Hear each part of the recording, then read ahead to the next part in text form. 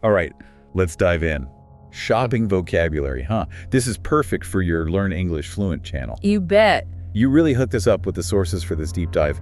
Online guides, YouTube examples, even some IELTS stuff. You know your viewers are going to love this. It's super useful, not just like for shopping, but just understanding conversations, navigating different situations, cultural nuances even. That's the key. This isn't just shirt shoes. It's how we actually use the language around shopping, right? Exactly. Like doing the shopping versus going shopping, right? Oh yeah, POC English talked about that. Both about buying things, but different vibes. Doing the shopping is like the grocery run. It's got to get done. Yeah, a chore. Going shopping, that's more leisurely, maybe browsing for clothes or gifts. And it can reflect culture too. Like in some cultures, shopping is just practical. In others, it's social or even fun, Makes you think, huh? It does. This is giving me ideas for my videos, like a skit. Rushing through the grocery store doing the shopping versus like a chill day going shopping with friends. Love it. That teaches the vocabulary. ANAD shows how it's actually used. Oh, and speaking of authentic use, remember POC English pointed out how shop often goes with for? You mean like shop for clothes, not just shop clothes. Yep. Prepositions, they trip up a lot of learners, but they're crucial for meaning. Like giving directions. You'd say go to the building, not go building. Exactly. Shop for clothes tells us the why of the shopping. Great analogy. Got to emphasize that. Maybe even a mnemonic device for my viewers. Like, I'm going to shop for that awesome new jacket. Nice. Make it memorable, right? So where's all the shopping happening? High street stores, boutiques, markets, we got them all. So many options. High streets, your everyday shops downtown. Boutiques are smaller, maybe with unique items. Then you've got those big out-of-town retail outlets. Those are often cheaper. And of course, markets, fresh produce, crafts, even flea markets for secondhand stuff. Each spot has such a different vibe. Like, haggling at a flea market is totally different from hitting up a tech store. Ooh, and this is gold for your Learn English Fluent videos. Imagine your character looking for something specific, like a vintage record player. Oh, I like where you're going with this. They could hit up different stores, browsing the stalls, haggling with a vendor, comparing prices, And I can weave in cultural stuff too. Like in many cultures, markets are like social hubs, not just shops. That'd be cool for my viewers. You're not just teaching words, you're showing them the whole picture. Now let's talk about trying things on. Can be tricky. True. POC English had that great example. Try it on.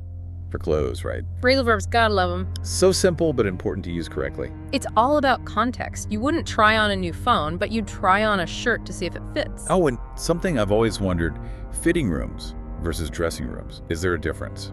People get confused about this all the time. But good news, they're basically the same. Both mean that private space to try on clothes. Either one works. Phew. I could even use that in a video. My character gets all flustered asking for the dressing room when the store calls them fitting rooms. Make it relatable, and shows it's okay to ask if you're not sure, For sure. Speaking of confusing, let's talk sales and bargains.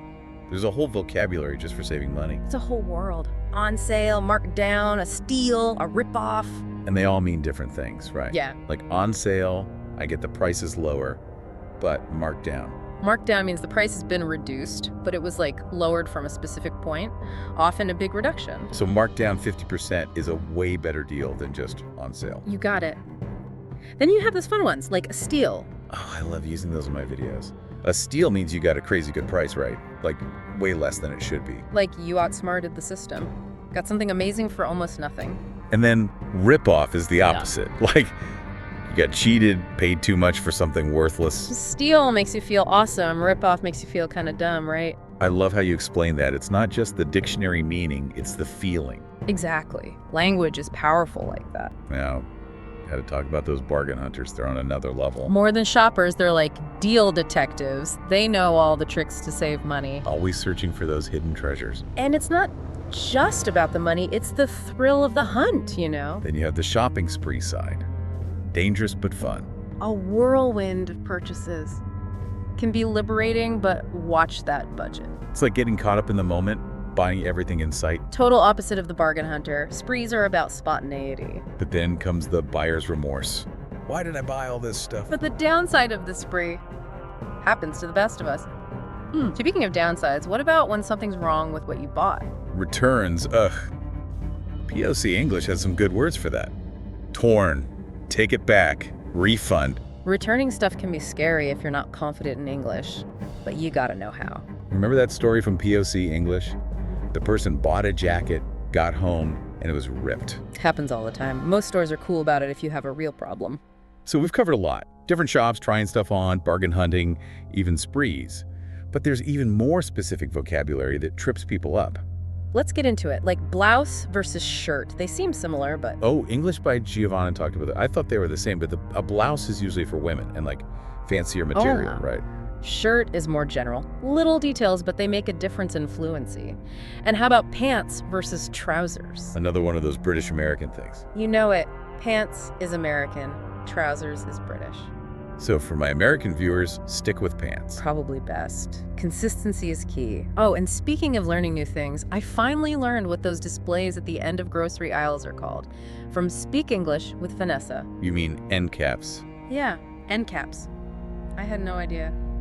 And they're not random. They're meant to make you buy more. Total trap. But a good trap sometimes if there's a deal. So we've talked about places to shop, but how about paying for stuff? Cash, cards. Each way has its own words. You insert a chip card, swipe a magnetic stripe, or tap a contactless one. And don't forget that PIN number. They also remind me about the CVV code on the back of cards. Gotta stay safe, especially online. And always get a receipt, proof of purchase. You know what's embarrassing? I just learned that the S in aisle is silent. Don't worry, pronunciation is tough. Just practice out loud and ask for help if you need it. Good advice.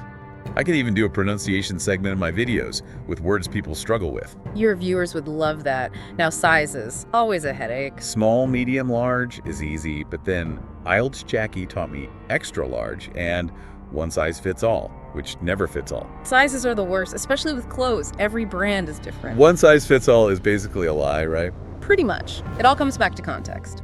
A small in one store could be a medium in another.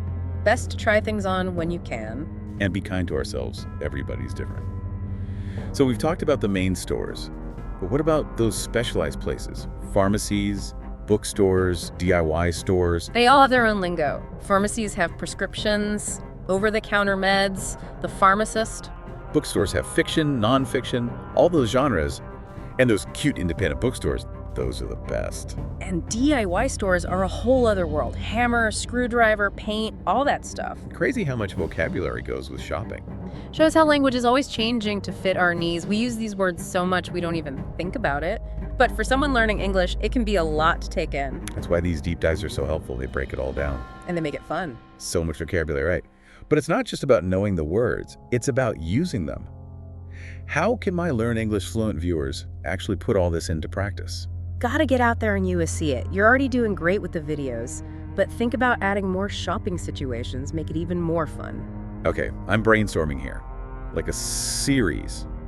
Visiting different shops each week, teaching the vocabulary for each one, and showing how to talk to the salespeople. Yes, learning in action. And don't forget humor. A skit about someone who's totally lost with shopping vocabulary gets into all sorts of funny situations. Oh, I like that. Misusing words, saying the wrong thing at the wrong time. We've all been there. Exactly. It's relatable and it shows it's okay to make mistakes, you know? We could even make it interactive. Quizzes, challenges, viewers have to name items or use the phrases and sentences. Keep them on their toes. You could even do a choose your own adventure type video where they decide what to buy and how to talk to the salespeople using what they've learned. Ooh, that's a good one.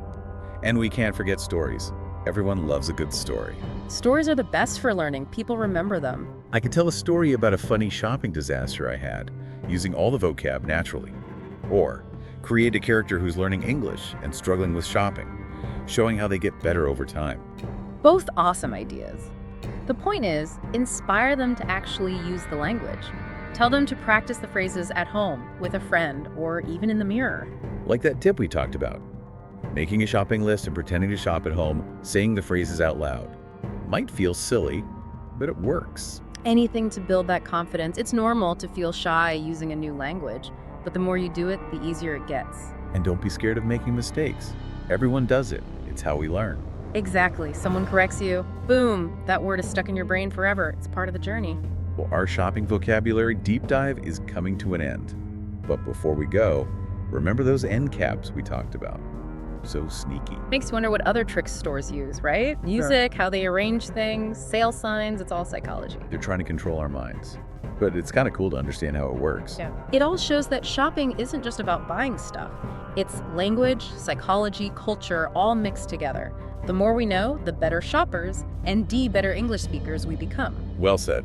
This was fun. Thanks for joining me. My pleasure. Now go out there and use this vocabulary. Practice, explore, talk to people. You might even learn some new shopping secrets along the way. Happy shopping, everyone. Keep learning, keep growing, and keep exploring the English language.